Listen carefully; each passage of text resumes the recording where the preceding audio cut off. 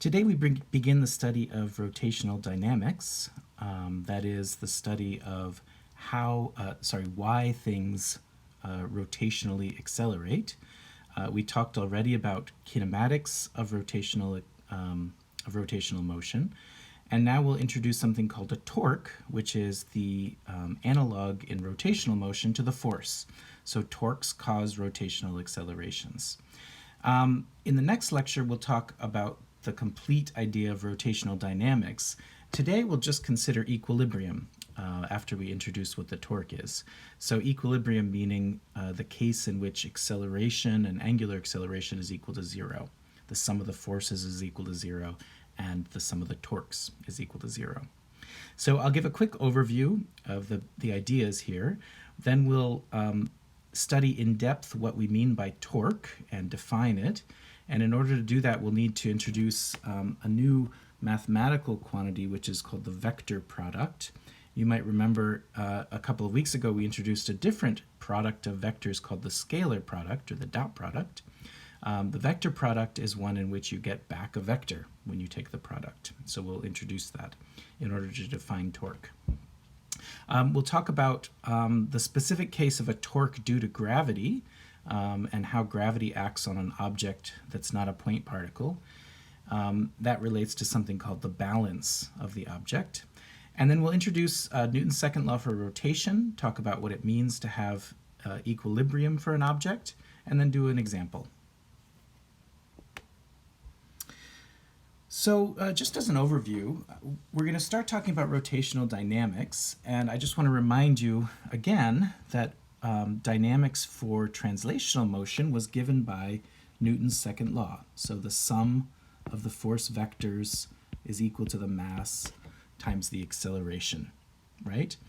So in rotational motion, we're always going to be talking about a system that rotates about a single axis. So obviously you could have rotational motion that's more general than that, where objects rotate about 3 different axes, but we're only going to be looking at rotational motion about a single axis.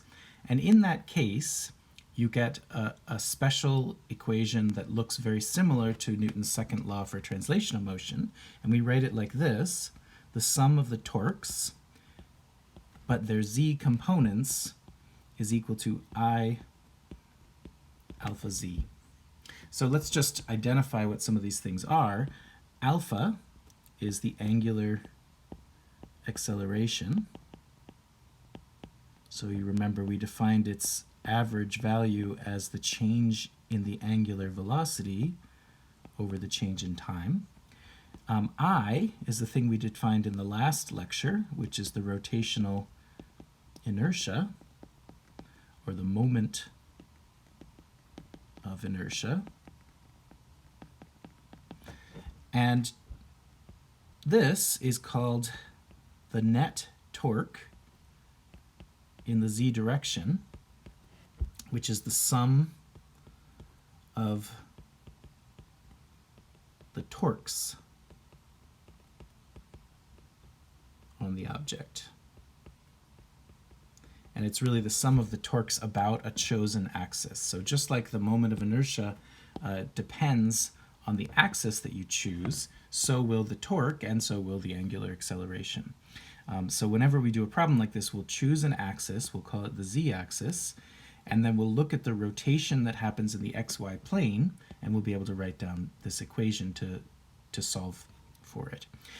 Remember, the rotational inertia we said was the resistance to acceleration, meaning that if you have the same torque acting, then different resistances will cause different accelerations. So a large I will cause a small alpha, a small I will cause a large alpha. So what does this mean? Well, a torque is really just a force that's applied at some position from an axis. So in every problem, we're going to choose an axis. So I have here a horseshoe that's like nailed to a wall. And let's assume that maybe somebody is holding it up at this moment so that it's not going to fall. Somebody's finger is just holding it up. Well, if we choose the nail as an axis, so say that that's the z-axis, and we'll assume that it's out of the page, then if you take the finger away, you know what's going to happen to this horseshoe. You know that it's going to swing downwards. So the question of rotational dynamics is why? Why does that happen? So we already know that if it starts from rest, it's going to get an alpha that goes like this. It's going to rotate clockwise in the plane of the page. Well, the reason that it rotates is because there is a center of mass to this horseshoe, which is something like there, and at that point, the force of gravity acts, and we say that the force of gravity exerts a torque on the horseshoe that causes it to start rotating. It causes an angular acceleration from its original angular velocity of 0. And we'll show that that torque has to do not only with the magnitude of the force, but also with the position of the force relative to the axis. So this r is the position vector from the axis to the place where the force is applied, and then r and f together determine a torque, and that torque is what causes the angular acceleration. So that's what this equation means. If you have a free body diagram for an object, you can look at all of the different forces that act on that object. Then you can figure out what the torque is for each of those forces, and the sum of those should be equal to I times alpha z. So you could solve, for example, for the angular acceleration of the object. So just to put it simply, this equation tells us that torques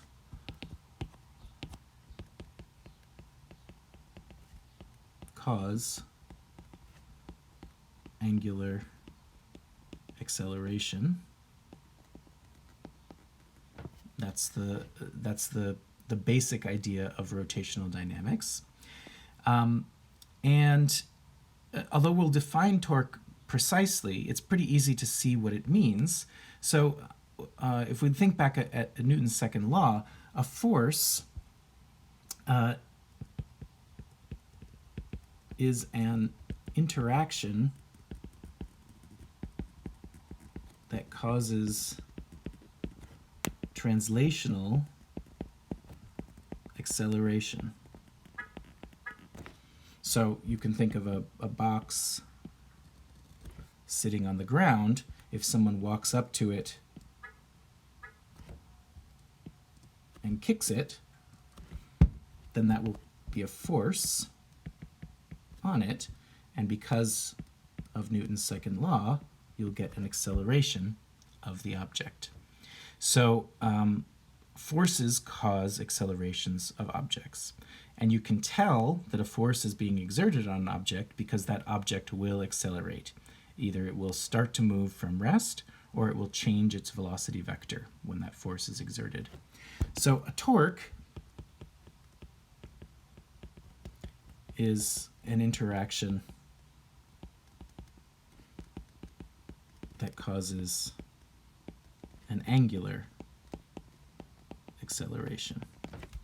So if we have a pendulum bob like this, and it's affixed to a point on the ceiling, and at some moment you see that that pendulum bob starts from rest. So if we have like an omega is equal to 0 and omega final is not equal to 0, then we can say, oh, well, there is some angular acceleration of that object about, for example, this axis here. And if there's an angular acceleration, then we know that there must be a torque causing that angular acceleration. So in this case, it will be, again, the force of gravity applied at some position relative to the axis, and we'll see that that's a torque. So torques cause angular acceleration, and you know that a torque exists because you can imagine or you can see that the object angularly accelerates. So there are two types of torques then, if we think about rotation of an object in a plane.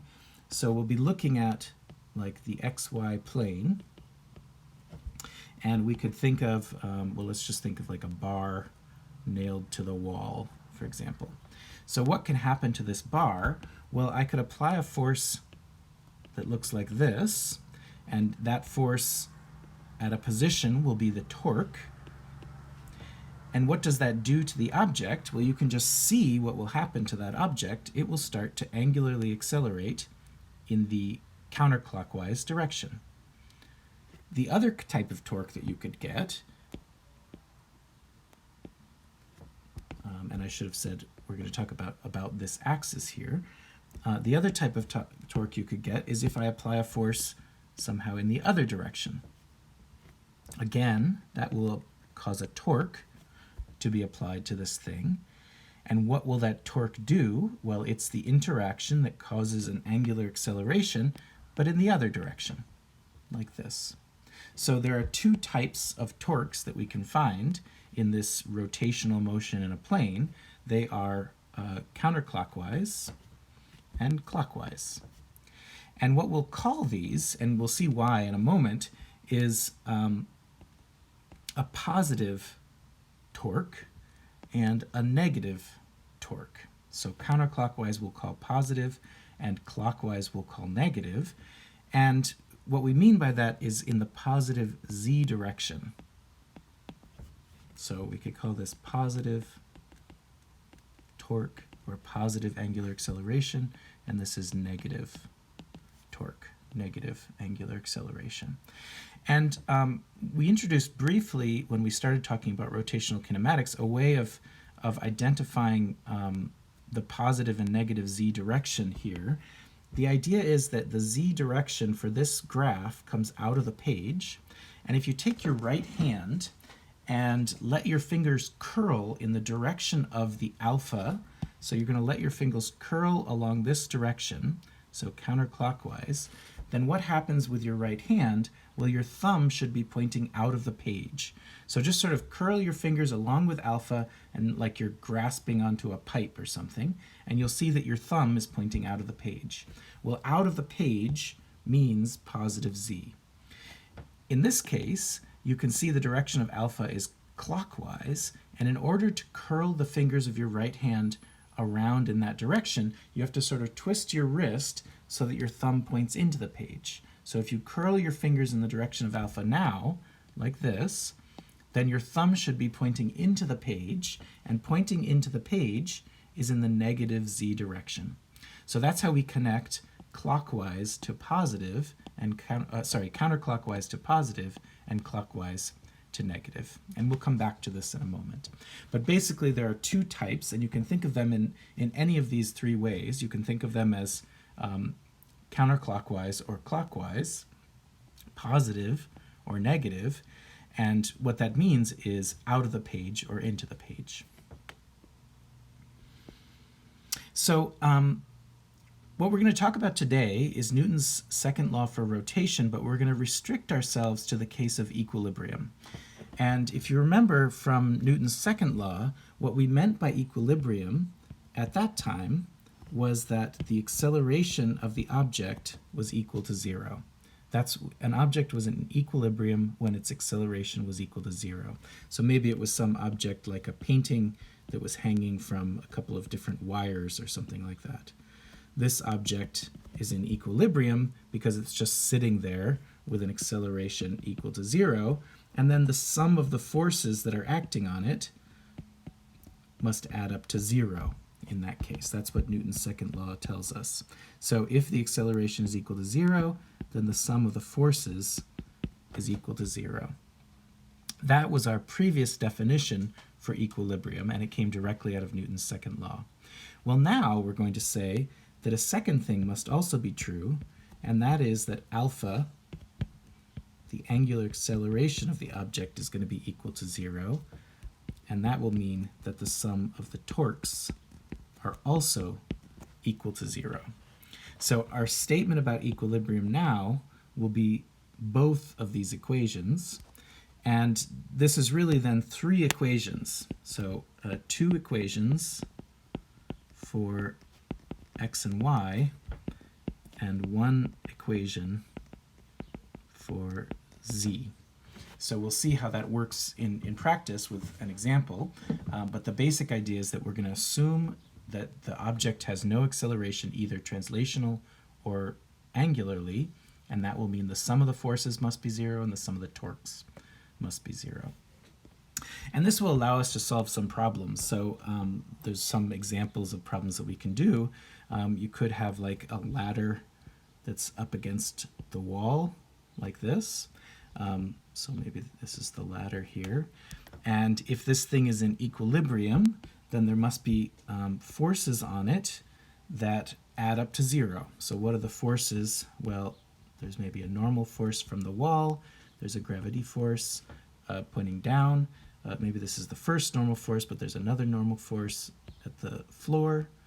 And then I guess if it's going to be in equilibrium, these forces are not yet balanced, right, if you add up these vectors. So there must be an additional force that points to the left, and that might be the force of static friction. So Newton's second law would tell us that if this object is in equilibrium, the acceleration is 0, then Newton's second law would reduce to the sum of the forces is equal to 0, which means that Fn1 plus Fn2 plus Fg plus F friction is equal to 0. It turns out that that's not enough to understand exactly what's happening in this problem often, and therefore we also have to consider, for example, the torque by each of those forces about this z-axis. And I should have said up here that the condition for equilibrium is that the sum of the torques is equal to 0, but about any axis. So you could choose this to be the z-axis, you could also choose this to be the z-axis, or this to be the z-axis. No matter which axis you choose, you should find that the sum of the torques is equal to 0. So you'd have to also write down sum of the torques equal to 0, which would mean the torque normal 1z plus torque normal 2z plus torque gravity z plus torque friction z is equal to 0. And we'll see how we use that in a few moments, in a little bit when we do an example. Okay, so let's talk about torque. As we said above, torque is something that causes an angular acceleration. So I just want to give you a few more examples of this. So the pendulum, for example, is attached to the ceiling. We can choose an axis which is right at the pivot point. So this, again, is the z-axis, and we'll usually assume that it's out of the page. That goes back to x and y being in the plane of the page, and z coming out, like that. And we know that if you hold a pendulum in this way, so at some angle relative to vertical, that when you release it, it will swing backwards with some angular acceleration, like that. And that angular acceleration is caused by a torque, and that torque is given by the force of gravity acting at the pendulum bob, and that position of the force is at this vector relative to the axis here. And it turns out that that torque is what causes the angular acceleration. So what's happening in the seesaw picture? Well, there are a number of torques. A natural axis to choose in this picture might be the place where it pivots here. And so maybe the child that's sitting over here is sitting down on that bench, and they're exerting a torque on the seesaw, which is basically equal to their force of gravity. And that's being exerted at a position, we could call it the r force of gravity vector. And what kind of a torque is this? Is it clockwise or counterclockwise? Well, you can see that that torque would cause an angular acceleration in this direction. So that would be a counterclockwise torque, which we could call a positive torque. Over here, the torque that we found for the pendulum was in the clockwise direction, so that would be a negative torque there. We might have another torque on the seesaw, which is that due to the person pushing down there, and so there's a normal force being applied to the seesaw on that side. We say that it's at a position vector about the axis like that. And will that be a positive or a negative torque? Well, it will cause it to angularly accelerate in the clockwise direction. So we could say that that's a clockwise or a negative torque. So this one would be a counterclockwise or a positive torque, and this one would be a negative one. Just a couple more. If you have a book that's sitting on the edge of a table, well, if the center of mass of that book is somewhere here, then the force of gravity vector will act like this, and because it acts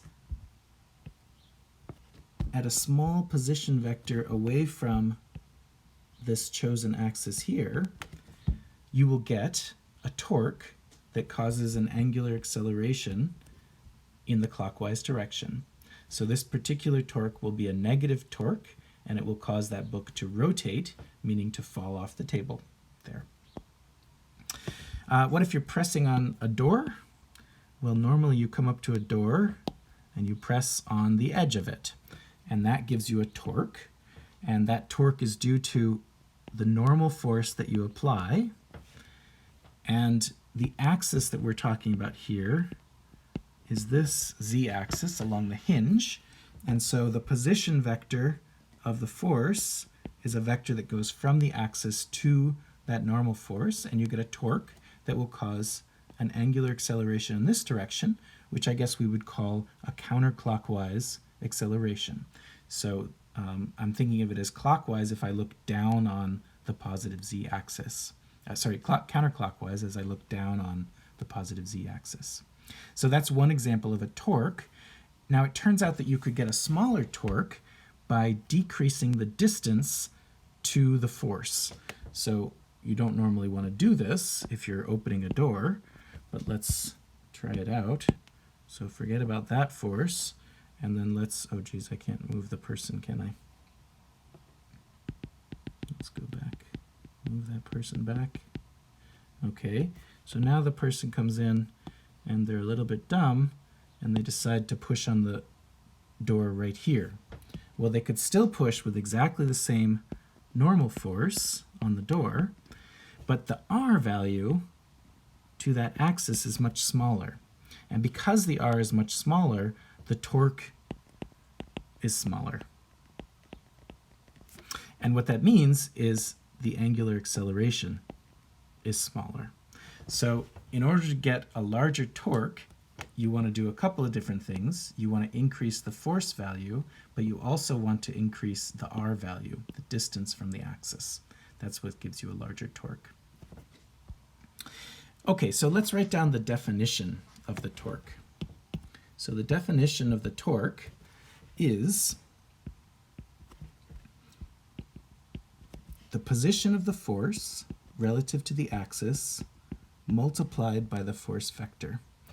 And this multiplication here is called the vector product, or the cross product. And you remember we introduced something called the dot product or the scalar product a couple of weeks ago when we started talking about work. In that case, we took two vectors and we got back a number. So like force times displacement gave us back work, which was a number. Well, for torque, we take two vectors, the position vector of the force, so that's like this vector here that goes from the axis to the place where the force is applied. We multiply it by the force in some sense, and we get back a vector. And it will turn out that that vector points in the direction we've been talking about, points in the direction of the z-axis. So in this particular case up here, our z-axis points like this. We find that the angular acceleration is counterclockwise, which we've been calling positive. And what we mean by that is that the torque actually is a vector that points along the z-axis in the positive z direction. So we'll see how to calculate that. So in order to do that, we need to define what we mean by this cross product, by this vector product. And that's just a technique in mathematics, so let's do it in math.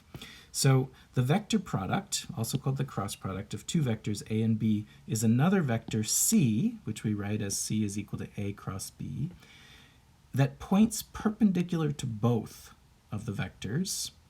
And we'll see how that choice of the direction, if you say that it's perpendicular, that means that there's two possible ways it can point. And the choice is given by something called the right-hand rule. And then the magnitude of this vector, so this is a vector, it has both magnitude and direction, but its magnitude is given by magnitude A, magnitude B, sine angle between A and B. So let me just remind you that this type of thing means the angle between the A vector and the B vector. So that's like A, B, and this is our theta AB. So we've done that before with the dot product. So with the dot product, we basically had an equation just like this that just gave us the product of the vectors, except that we had a cosine here, so that makes a big difference. With the vector product, this is only the equation for the magnitude. We also have a vector equation which tells us that the vector actually points in some direction. And it says that it points perpendicular. So before we look at that direction, just notice when is the magnitude equal to 0? Because if the magnitude is equal to 0, then there's no point in finding the direction. The vector doesn't exist. So when does it equal to 0? Well, with the scalar product, we had a cosine here, and cosine goes to 0 when, well, we can draw it. So cosine of theta, that looks like this. And so it goes to 0 at 90 degrees. But here we have sine, and it goes to 0 at 0 degrees and at 180 degrees.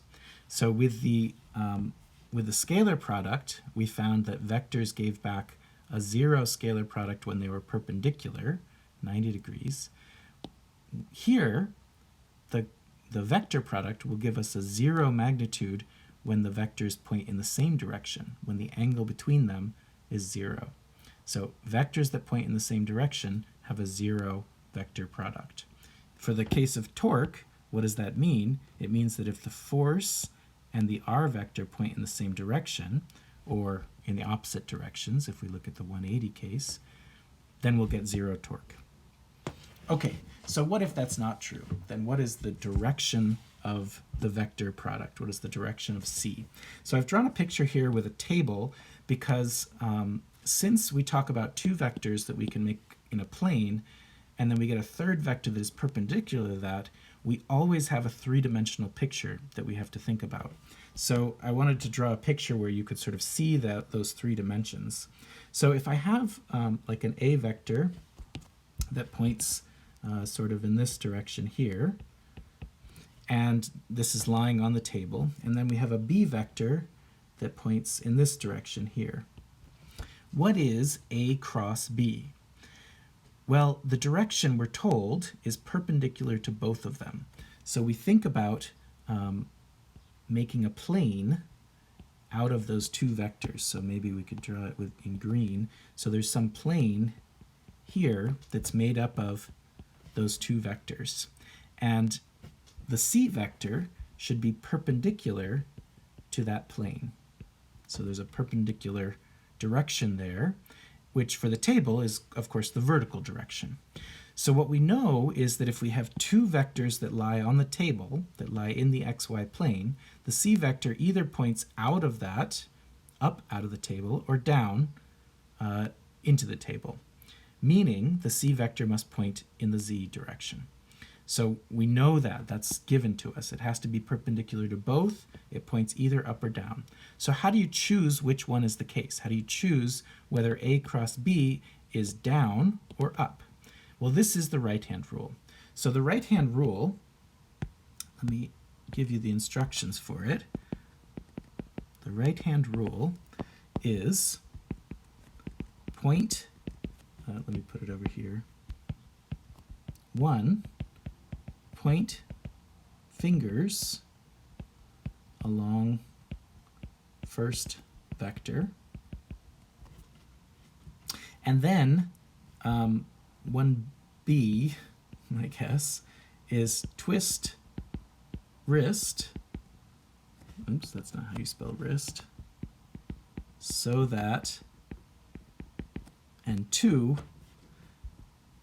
you close fingers toward second vector. And then 3, the thumb points along C. So I really should have said point your fingers along the A vector. You might have to twist your wrist around so that you can close your fingers toward the B vector. And when you do that, then your thumb should point along the C vector. So how does this work in practice? Well, I point my fingers, so let's draw my right hand. So there's my right hand. This is the back of my right hand. Those are my fingernails. I point my fingers along the A vector. Now, if I just closed my fingers at that point, they would sort of go down into the table, and that's not the direction that I want. What I want is I want to be able to close my fingers toward the B vector. So then I have to twist my hand around so that it looks like this.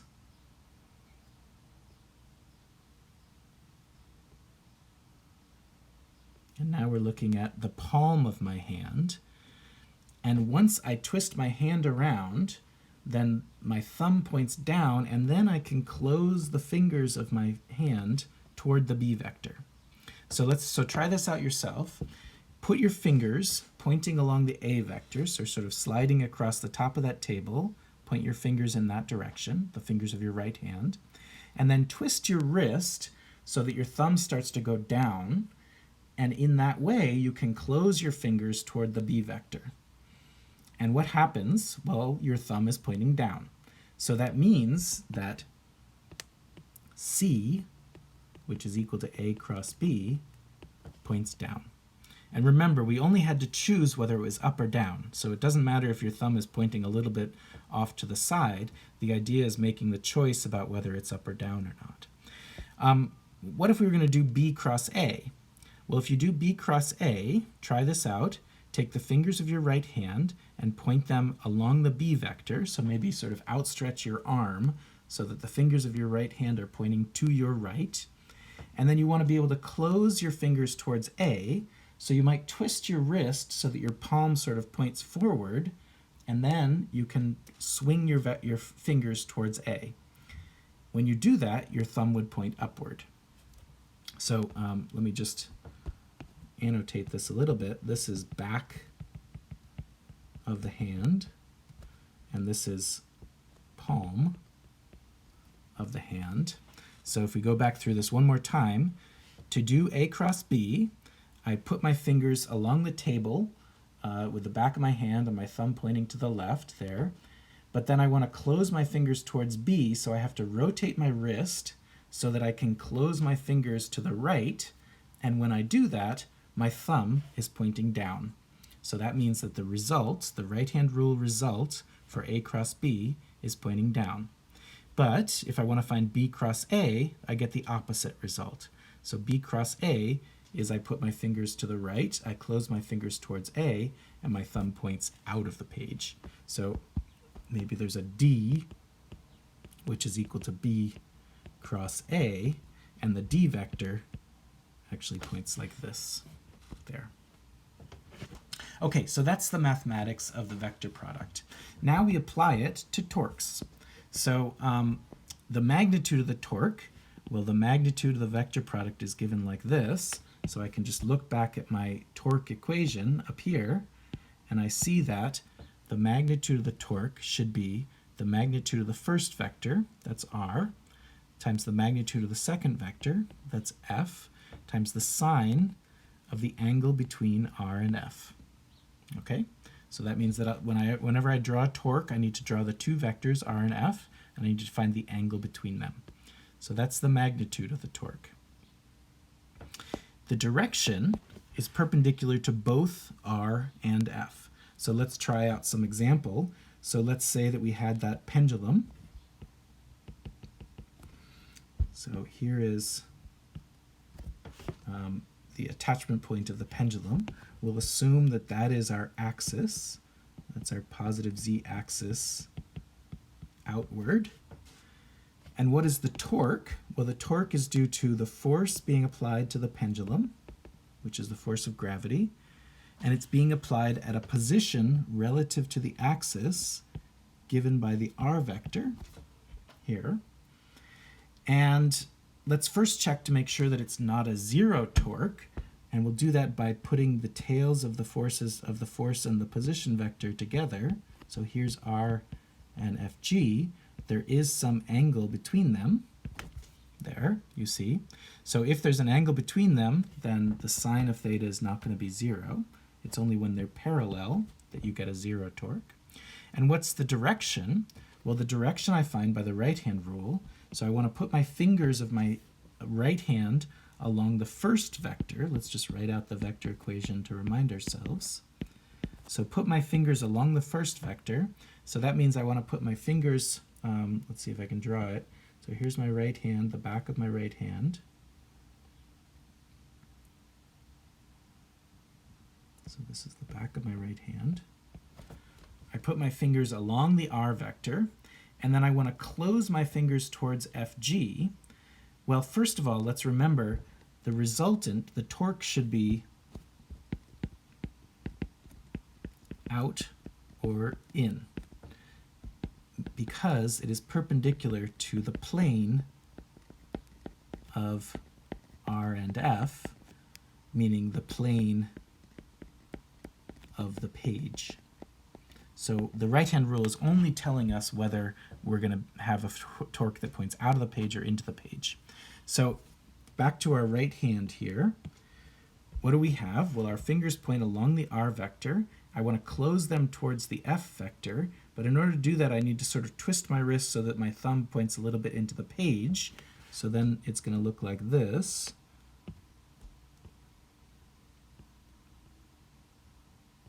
There's my thumb pointing sort of into the page. Still the back of my hand there. And then I can swing my fingers down towards the FG vector. And if I do that, my thumb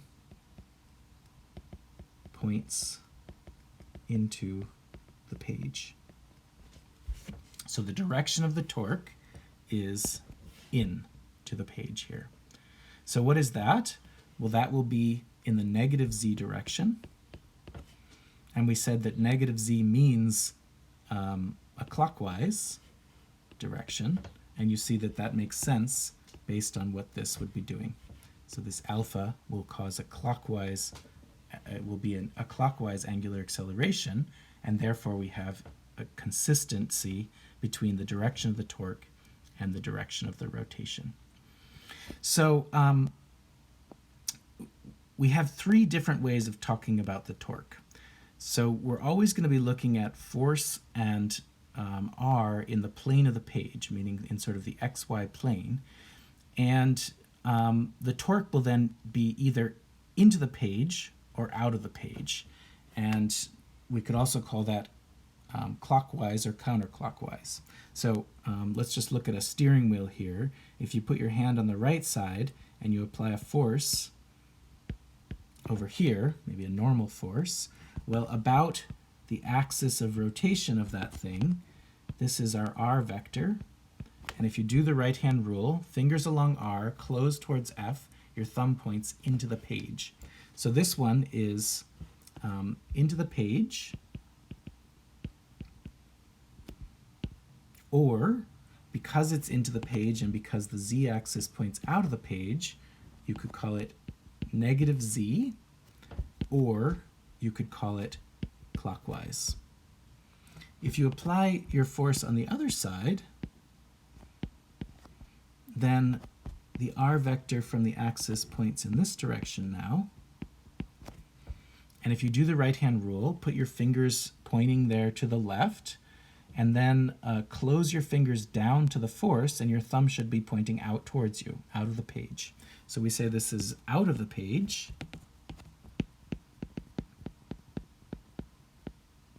or out of the page means positive z direction,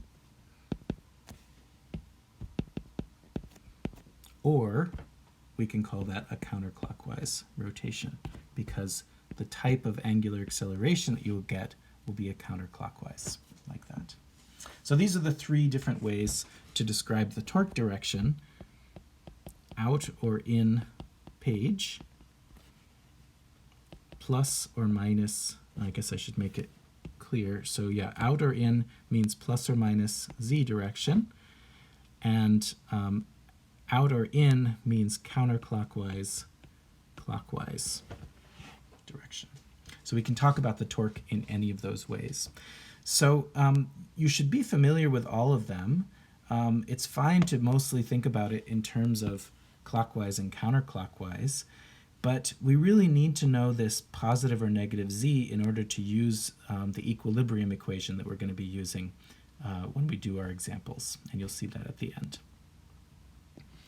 So let us find the actual value for the torque vector for each of the forces that are given here. And I think I forgot to put some distances on this picture. So let's say that this length is 2 meters. Let's say that this bar is 0.5 meters. Let's say that this wheel has a radius of 0.2 meters. And then the same wheel is used for the last example. So I think we have enough information now. So what is the torque due to the force of the person pushing down on that because of their weight? So they have some weight, and then there's a normal force that pushes up on them, but that means that they have a normal force that pushes down onto the swing set. So what is that magnitude? Well, the magnitude of this normal force is just equal to their weight, which is equal to mg. And we're going to look at that force as causing a torque about the given axis. So we're given an axis at the pivot point.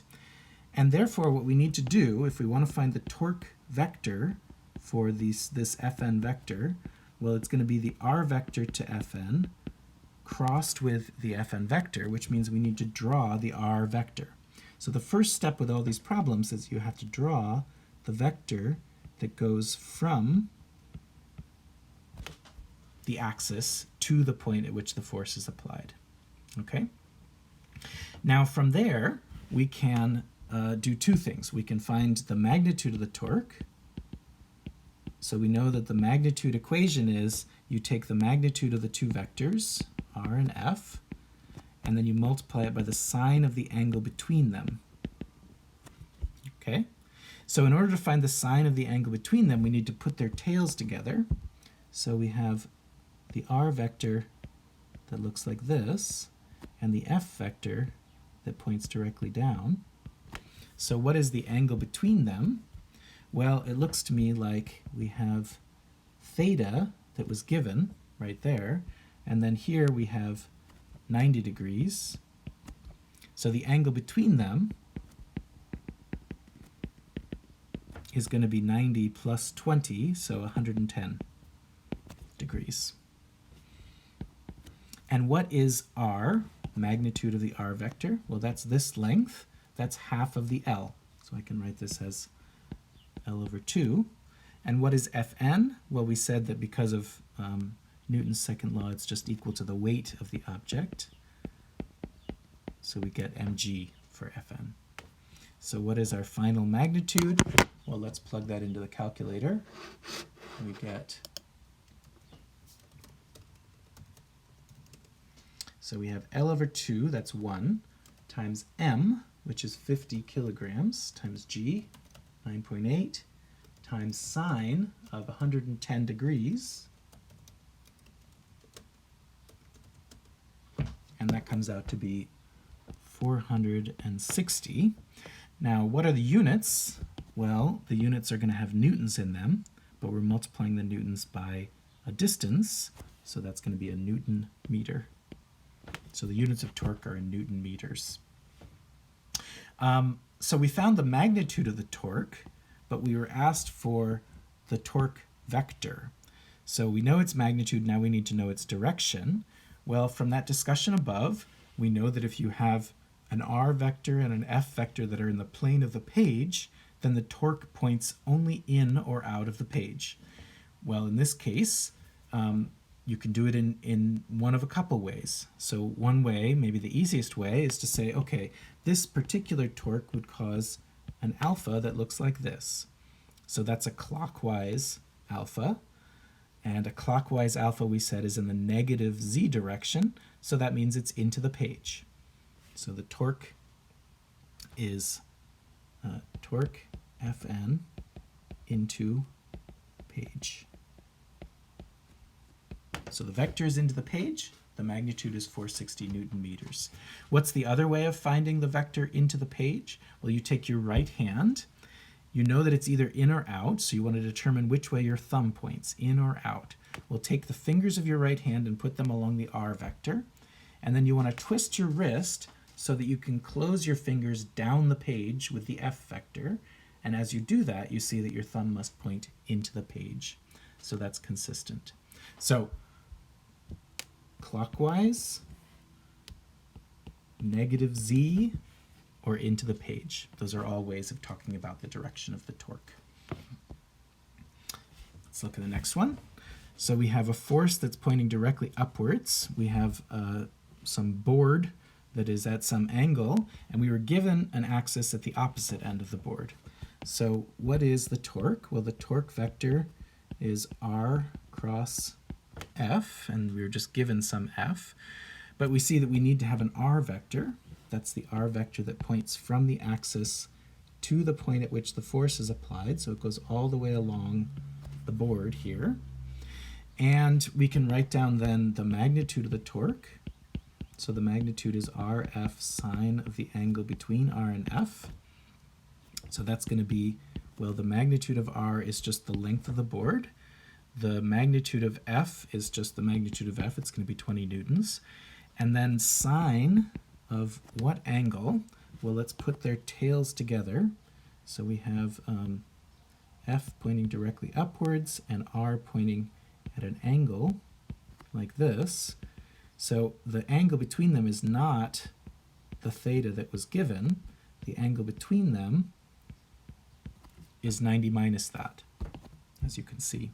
So that's going to be a sine of 60 degrees. So what is our magnitude then? Well, it's 0.5 meters times 20 newtons times sine of 60 degrees. And that turns out to be 8.66, and this is in Newton meters.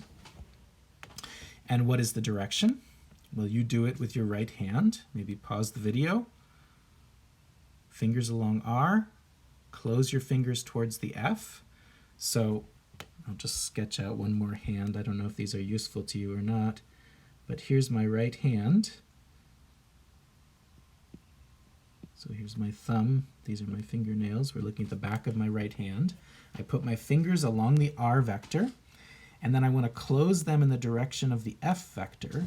So I actually want to twist my wrist so that I can close my fingers up the page. And as I do that, I see that my thumb comes out of the page. So the torque points out of the page, and that means, of course, the positive z direction. It also means counterclockwise, and then if we go back and look, well, this would cause an alpha like this, which is counterclockwise, so everything's consistent there. Okay, two more. So our force is applied at the edge of this wheel. We were given an axis at the center of the wheel, and let's just write it down. So the torque vector is equal to r cross f. Let's find the magnitude of it. So that's going to be rf sine of the angle between r and f. I need to figure out what the angle between them is, which means that I need to know both the r vector, and that points from the axis to the place where the force is applied, and then I need to put their tails together to find the angle. So here's my r vector, and here's my force vector. And again, they're trying to trick me. The angle that was given is not the angle that I want in my equation. So this is going to be, well, the r value is the distance from the axis to the edge of the wheel. That's just the radius. So I can write that as capital R. The F value is, again, just the magnitude of the force. And then we have sine of, in this case, 50 degrees. Here. So what do we get? Let's calculate it. So it's going to be 0.2 meters times 20 newtons times sine of 50.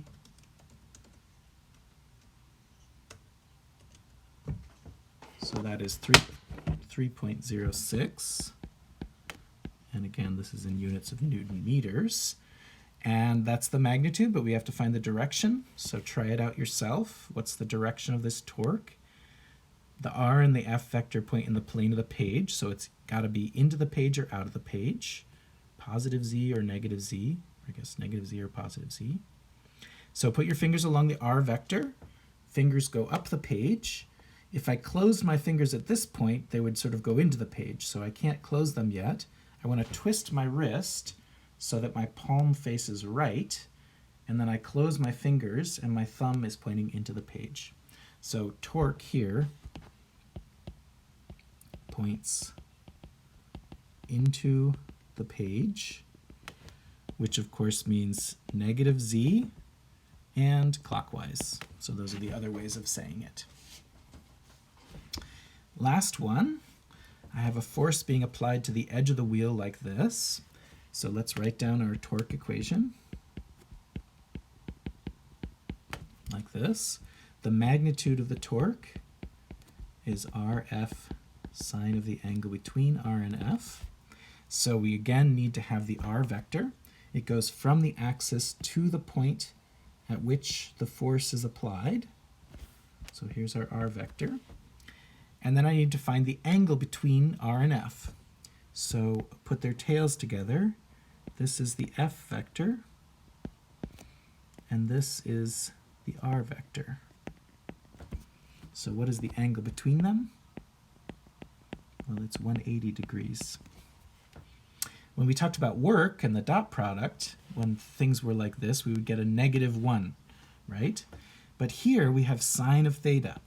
Well, sine of 180 is equal to 0.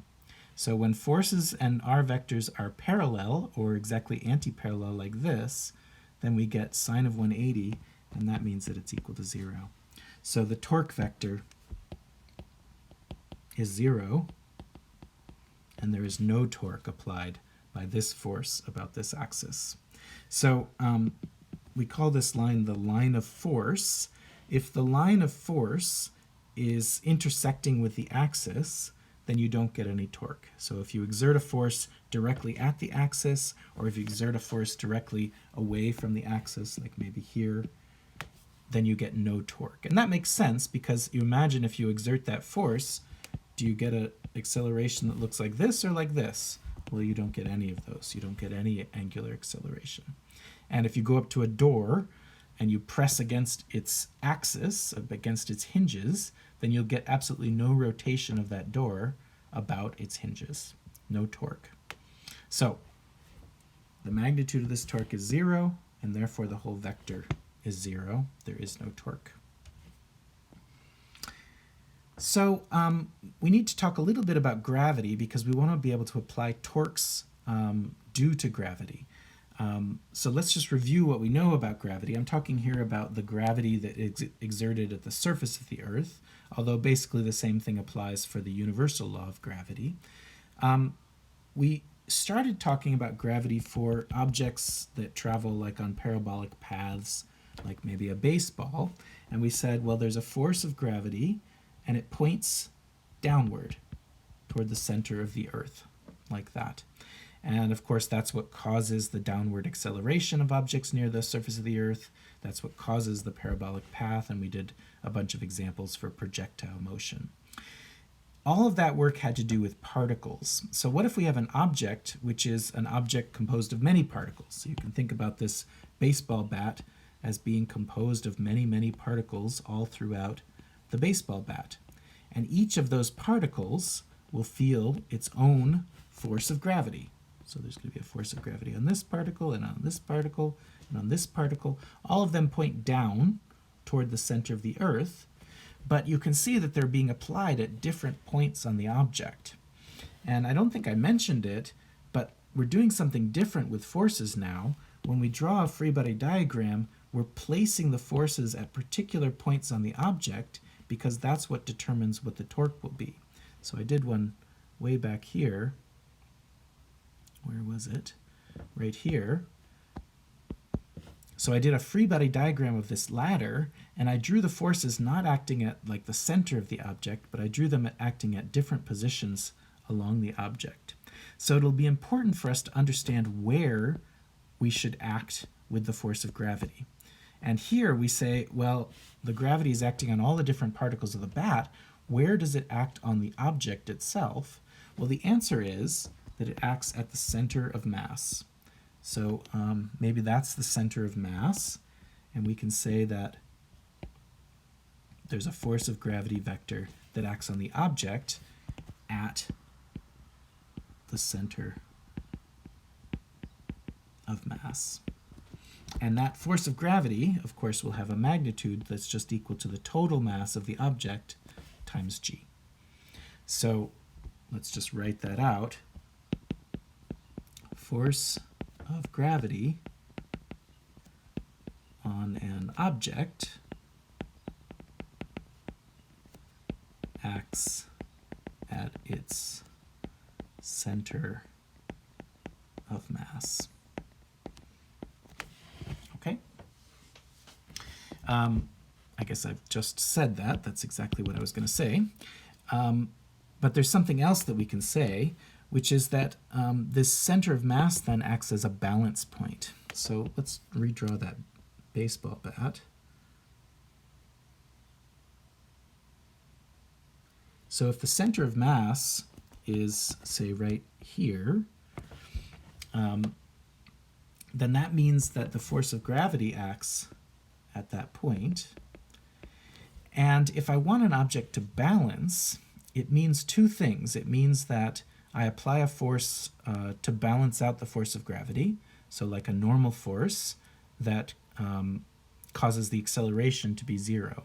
But the other thing is that it has to also have zero rotational acceleration, because if it has a rotational acceleration, it won't be balanced. It will start to rotate. So I could apply a normal force equal in magnitude to the force of gravity. Oops, that should be a normal force. So it's like I'm applying my finger here, and that could balance out the baseball bat in terms of Newton's second law. Two forces applied means that there's going to be zero acceleration. But what you can see is that about the axis at the center of mass, well, there's only one force that exerts a torque, and that's the normal force, and it will cause the thing to angularly accelerate here. So this baseball bat will start to accelerate, and then it will fall, of course. So how do you make it, how do you balance it?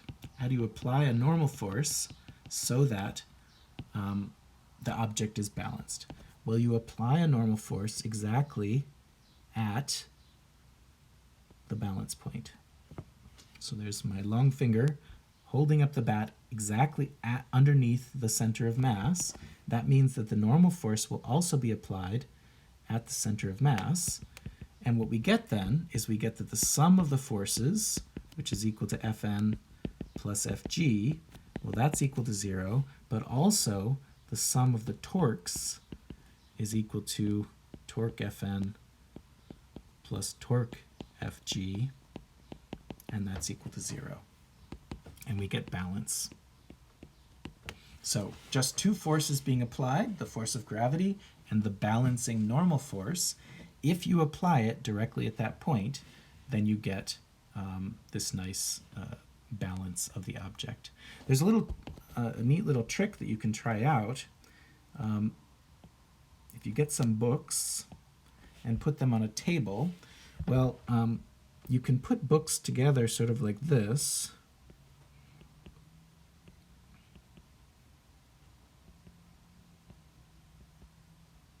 Something like that.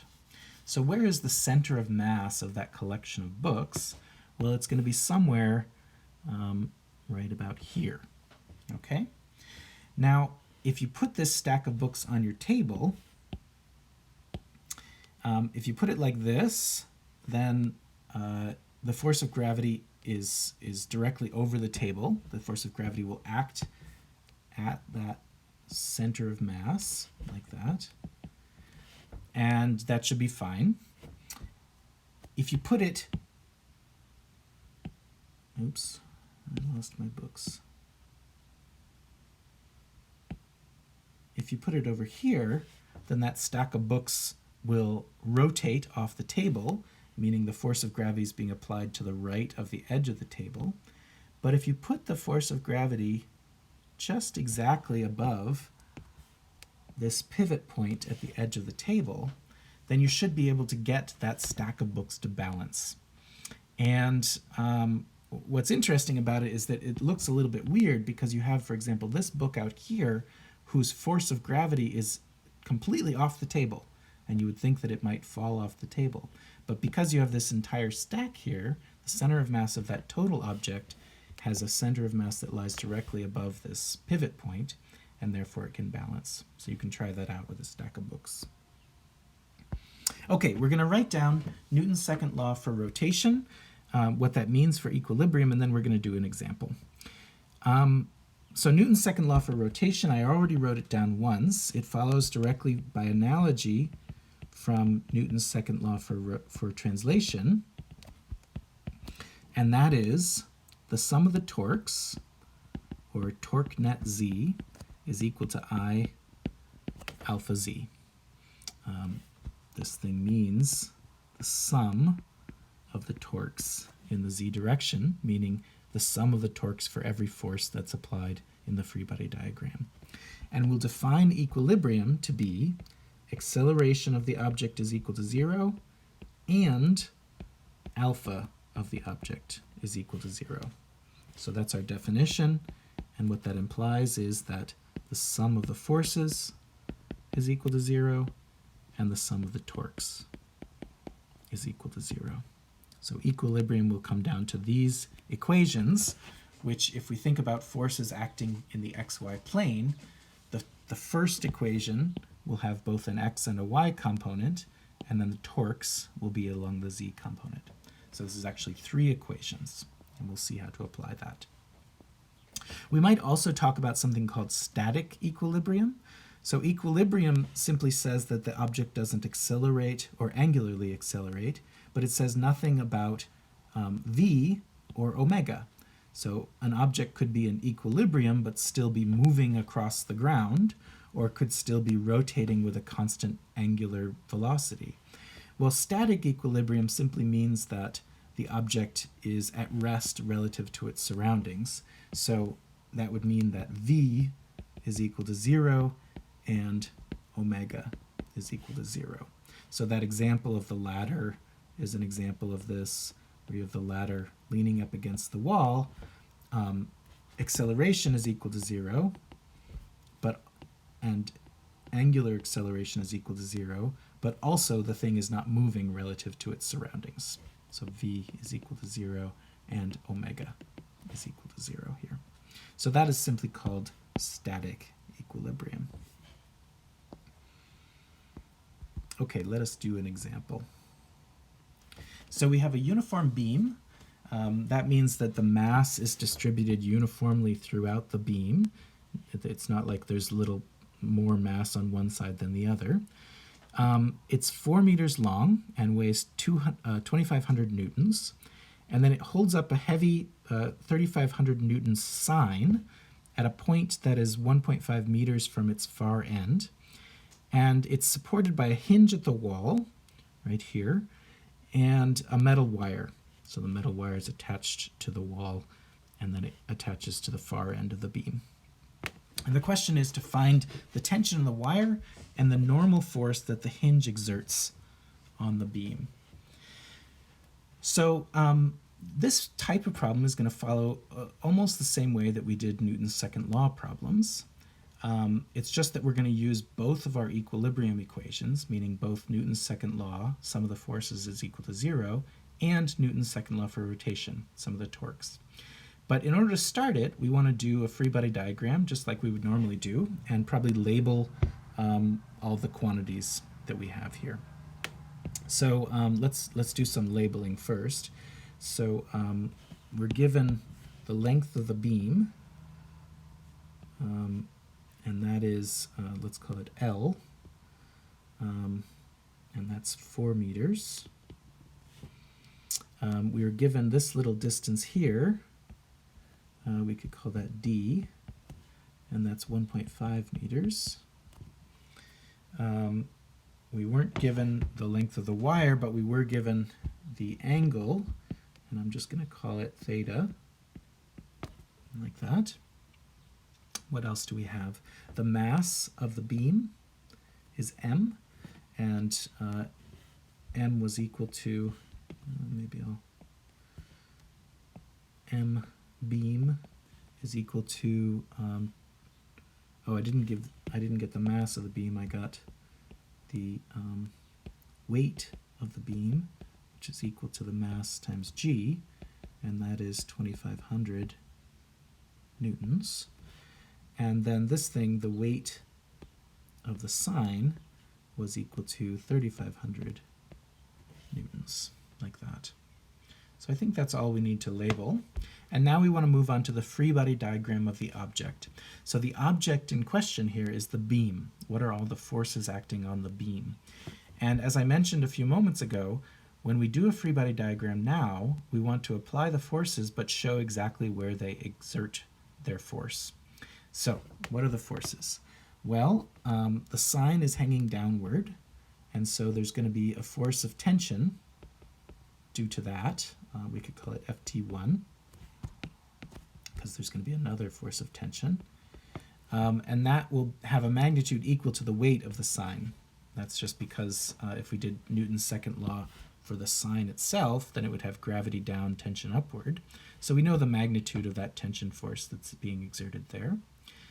We have another tension force being exerted by this larger wire, and I could call that Ft2, and it points like that. And so let's just draw a little dot. So that one's being exerted there, that one's being exerted there. There's going to be a force of the hinge on the beam, but let's hold off on that for 1 second. There's also a force of gravity, and we just said that the force of gravity acts at the center of mass of the beam, so that means it's going to be acting exactly here. So that's the force of gravity of the beam. Now the normal force is going to be exerted by the wall, but it's actually going to be exerted by this little bolt that's going through the beam here. And because of that, the bolt is sort of acting on the edge of the sort of hole that the bolt goes through, and we don't know exactly which way the normal force will point. So the idea is that the normal force will point in whatever way is needed in order to place this object in equilibrium. And you can already sort of see what is needed, because if you add up the forces that we have already, you can see that, well, these two point downward, but another one points upward and to the left. So the normal force is going to need to cancel out part of that tension force, and that means the normal force is going to need to point partly to the right. So what I'm going to do is I'm going to draw the normal force in sort of an arbitrary direction, like this. So I don't know its direction, but I do know that it should be pointing sort of to the right, because we're going to need a rightward force in order to cancel that Ft2 that points to the left. So I'm going to point it, direct it like that, and I'm going to give it an angle I'll call phi, which is unknown. So that's my normal force.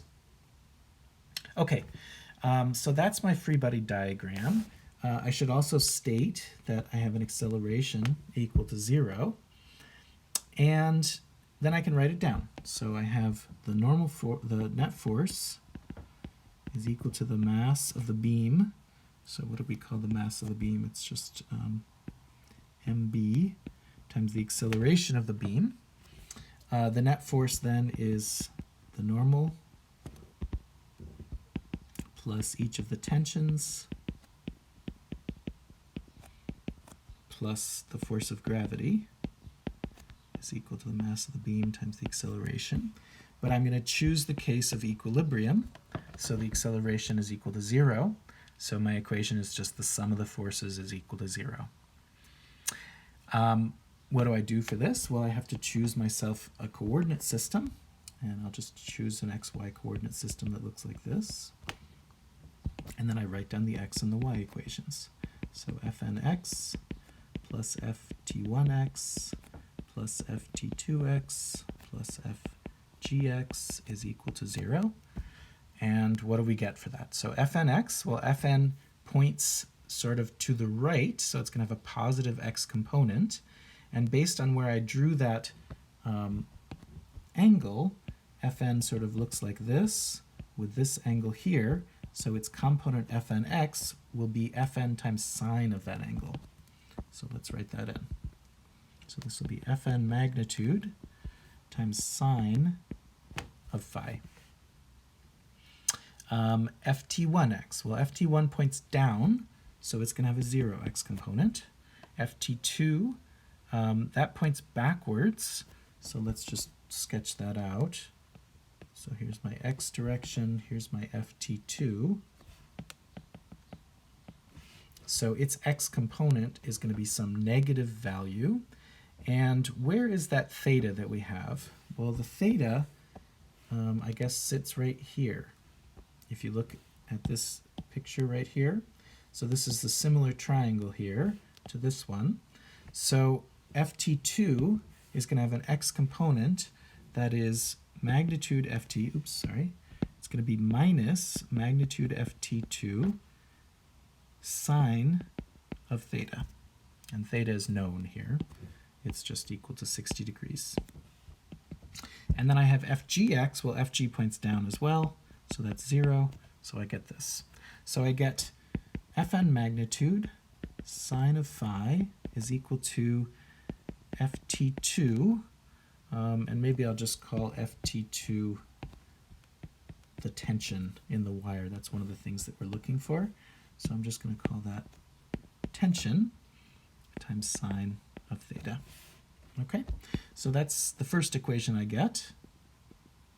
And if you look at it, there's a number of things we don't know in this equation. We don't know the tension, we don't know the normal force magnitude, and we don't know phi. So almost everything is unknown in this equation, which means that we need to keep going and find more equations. So our y equation, fny plus ft1y plus ft2y, remember I'm just looking back at my vector equation to get my components, plus fgy is equal to 0. And then we go through and find each of those components. So fny, well, fn points upwards, so it's going to have a positive y component here, and that will be given by fn cosine. So fn cosine phi. ft1y, well, ft1 is this vector, it points down, so it's going to be minus ft1 magnitude. ft2y, well, ft2 points upward, so it's going to have a positive y component, and that's going to be ft2 cosine theta. And then fgy is going to be, well, that points downward, so it's going to be minus fg equal to 0. So all of those had components. So what do we get? Well, we have, I guess, fn cosine phi, and then ft1 we said was equal to the weight of the sine. I'm going to move that to the other side. ft2 we called just tension.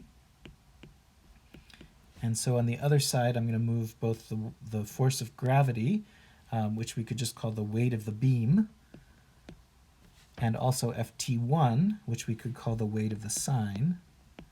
like that. So that's my second equation. So what are my unknowns now? Well, I still don't know the normal force, I still don't know the tension, and I still don't know phi. So I have two equations now, but I have three unknowns: normal, tension, and phi. Another way you could think about it is Fnx and Fny are two unknowns, and tension is a third unknown. Two equations with three unknowns is not a problem you can solve, so you shouldn't even try and solve it yet. So what can you do? Well, we need another equation, and of course today's lecture is about rotational equilibrium, so our other equation is Newton's second law for rotation. So torque net Z is equal to I alpha Z. So what is that? Well, we're going to assume that alpha Z is equal to 0. We're going to assume equilibrium. And torque net Z is the sum of the torques. So you get a torque for every force that appears in your free body diagram. So let's look at this. So we have, I guess I should give myself a little more space so I can see it. Let's just move this little guy over, put this up here, and then I can see both my free body diagram and my equation. So torque net Z means the sum of the torques. So let's just go through all the forces, maybe in the same order in which I went through the torques. So I have torque normal Z, that's associated to the normal force, plus torque tension 1Z, plus torque tension 2Z, plus torque gravity Z. And that's equal to 0. So my Newton's second law for rotation is the sum of the torques is equal to 0.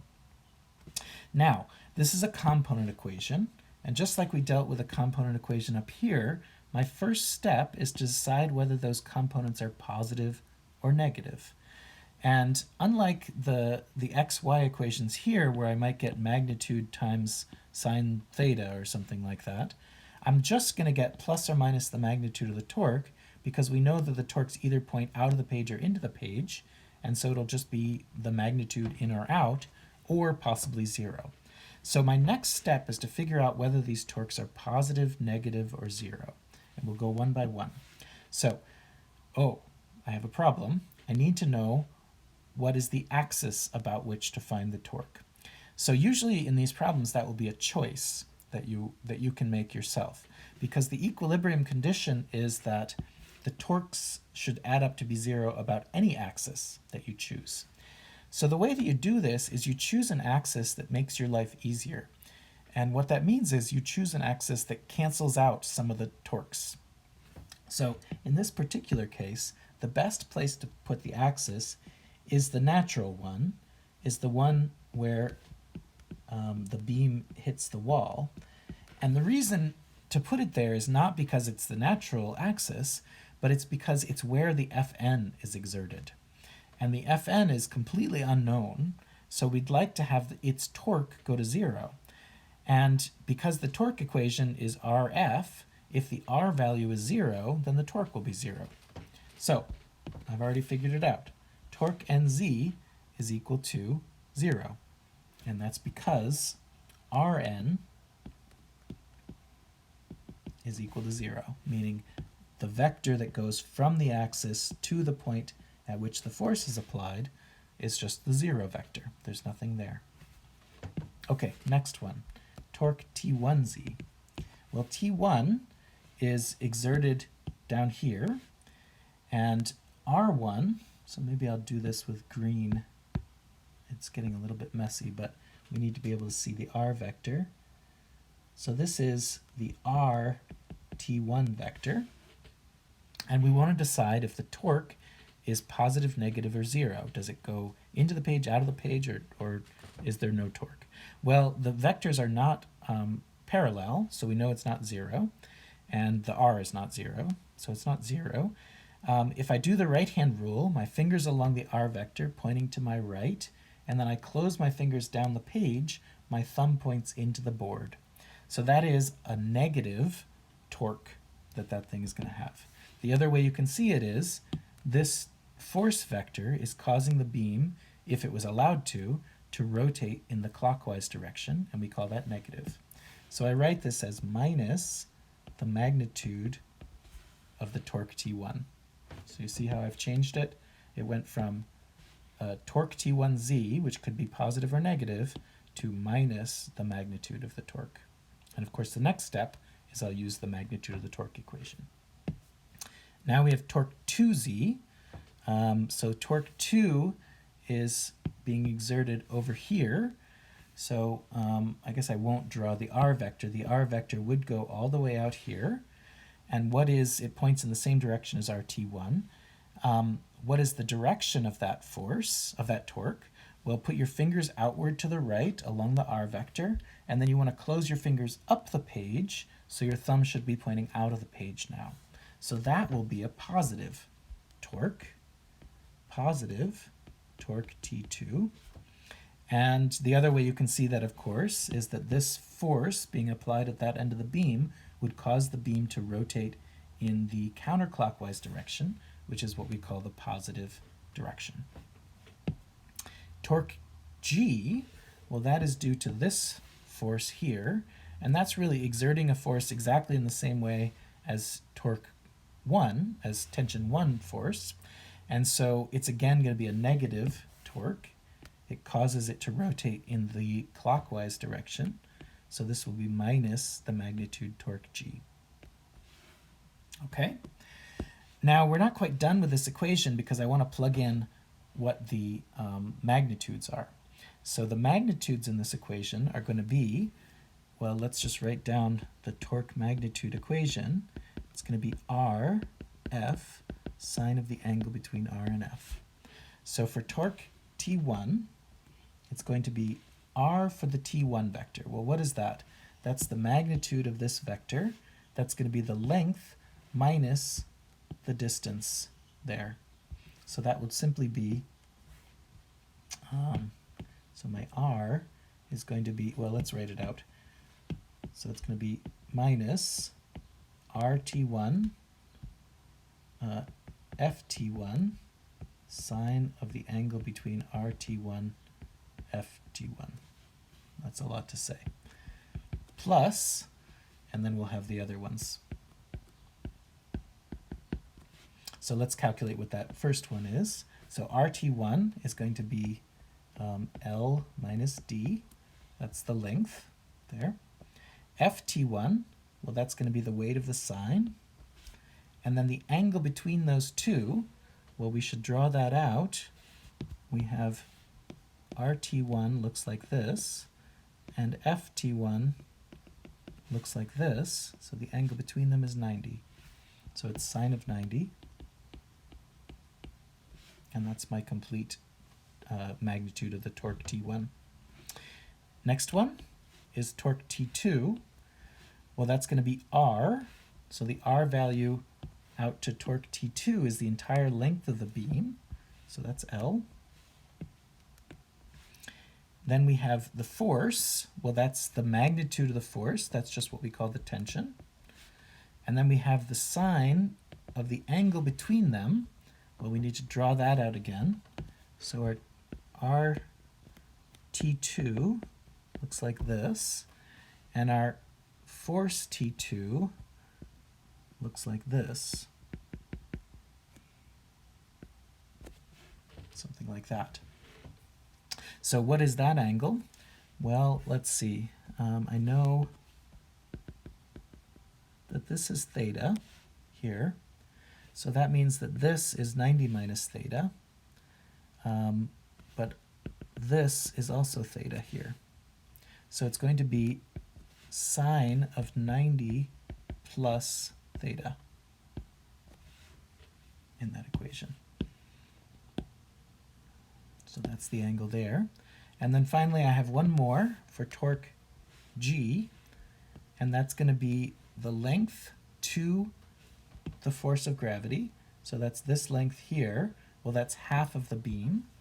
So it's going to be L over 2. And then it's the magnitude of the force. Well, that is the weight of the beam. And then it's sine of the angle that they make. Well, that's going to look exactly like this picture here.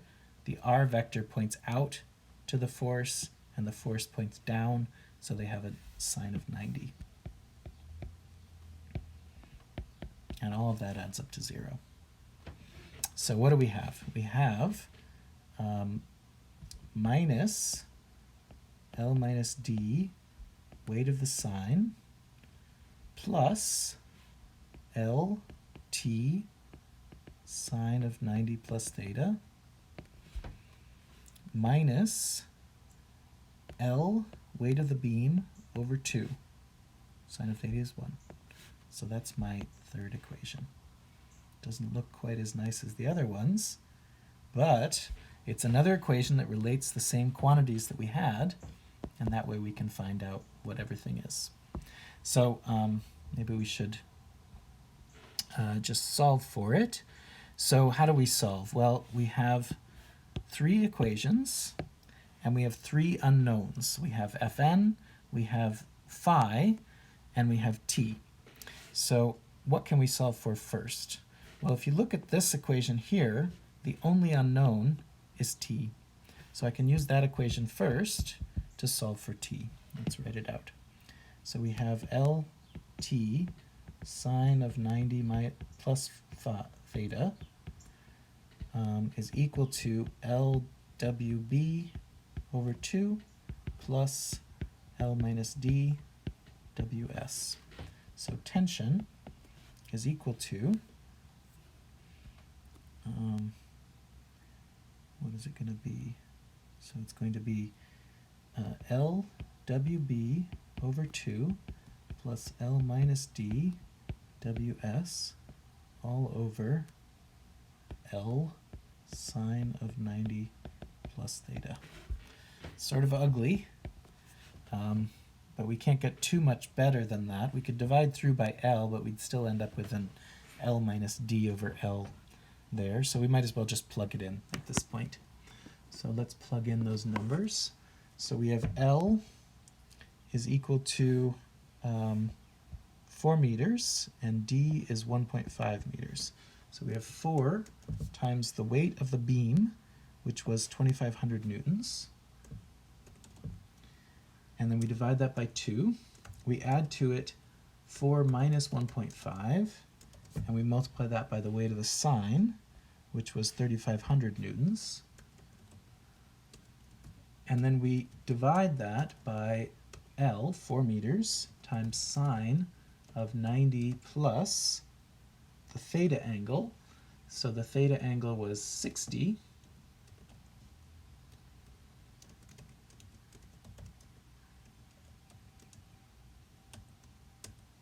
And we get 6875 newtons, approximately. So we found the tension. In fact, we've answered part A. Now we need to find the normal force. Well, the normal force is given by 2 things, its magnitude and its direction. So we could either find both of those things, Fn and phi, or we could find this thing total, which is Fnx, and this thing total, which is Fny. Why don't we do it that way? So that first equation was Fn sine of phi, but I could have written that as Fnx. And Fnx was then equal to t sine theta. So what is that? Well, that's just this 6875 times sine of 60. So that's 5954. Fny is this quantity here. So that's going to be Wb, so Fn cosine phi, we could call Fny, and that's going to be weight of the beam plus weight of the sine minus t cosine theta. So what is that? Well, weight of the beam is 2,500, weight of the sine is 3,500, so 2,500 plus 3,500 minus, the tension was 6875 times cosine of the angle, which is 60, and we get 2562 newtons, again approximately. So our normal vector is equal to, in the x direction, 59, 54, and in the y direction, 25, 62. Both of them are newtons. So what does that mean? It means that at the point at which it's applied, well, it looks like about 6 and 2.5. So the x is longer than the y, so it looks something like this. So this is what my normal force looks like of the wall on the beam. We found both of them. You could have also just used these equations and found Fn separately from phi. In order to do that, you would have to combine them and put the sine and the cosine together to make a tangent, and that would be a way of finding that answer. Okay, so that is an equilibrium problem. We've applied Newton's second law, setting acceleration equal to 0, and Newton's second law for rotation, setting the angular acceleration equal to 0. And you see that that led to 3 boxed equations, an x, a y, and a z. That's how you solve an equilibrium problem. Next time we'll do Newton's second law for rotation to look at actual dynamics where the alpha is not necessarily 0. I'll see you then.